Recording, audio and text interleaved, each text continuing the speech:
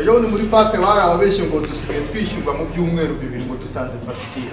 Uyu ni umuyobozi w'ikigonderabuzima cya Shingiro mu karere ka Musanze. Imbere y'abagize inteko ishinga amategeko aravuga ko RSSB itabishyurira ku gihe amafaranga y'abanyamuryango ba mituweli baba barakoresheje. Ngo ni mu gihe RSSB yari yarabijeje ko bazajya bishyurwa bitarenze ibyumweru bibiri. Iki ni ikibazo uyu muyobozi w'ikigonderabuzima cya Shingiro anahuriraho n'umuyobozi w'ikigonderabuzima cya Kinigi muri aka karere ka Musanze. Ejo ni muri park yarababeshye ngo dusigaye kwishyurwa mu byumweru bibiri ngo tutanze fagitire.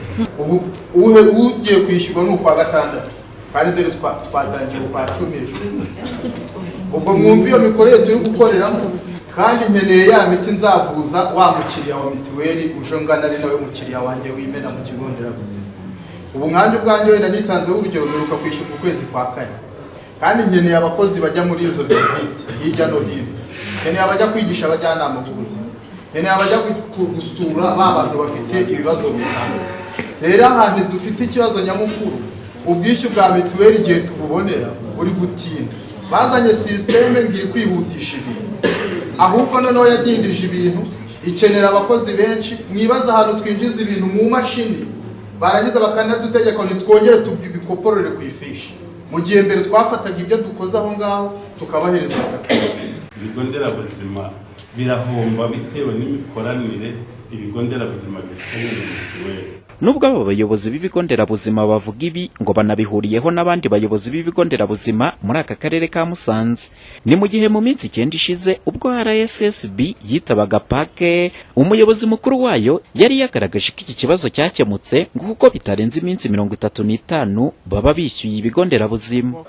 Ikijyanye n'ikoranabuhanga ni kwa Vice President wa komisiyo yabajije biragenda kandi bagenda neza. Ushize turi hano twabasobanuraga ko twahereye ku minsi 93 byo kwishyura tukaba tugeze ku minsi 35 no mwaka, ariko nabwo bidahagije kuko system yatangiye gukoreshwa yitwa kwivuza, ikoreshwa n'amavuriro kuri ama health post ndetse na health centers.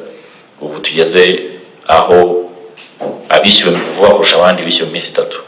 Iki ni ikibazo Depite Karemera Francis we n'itsinda bari kumwe mu karere ka Musanze bijeje abayobozi b'ibigonderabuzima ko hari ikigiye gukorwa kuri iki kibazo. Abagenzi banjye baze kunyunganira iki kibazo baratubwiye ngo cya mbere iheruka mu 2019 kuko abakozi bakakora ku weekend batubwiye ngo ikibazo cyarakemutse.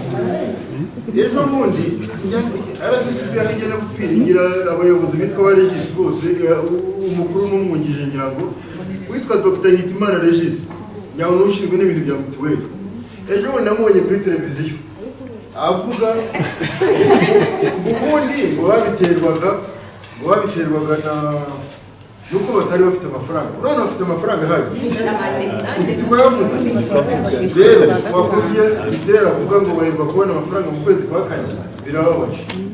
Nubwo abayobozi b'ibigonderabuzima mu karere ka Musanze bagaragaza ko batishyurirwa ku gihe amafaranga abanyamuryango ba mituweli baba barakoresheje bivuza, ngo ni mu gihe na systeme bashyiriweho bagomba kunyuramo kugira ngo babashe kwishyuza, nayo ngo isanga irimo amananiza ngo kuko bibasaba kwandika muri systeme ndetse bakanandika no ku mpapuro. Umuhoza Honore, Flash TV mu karere ka Musanze mu majyaruguru y'u Rwanda.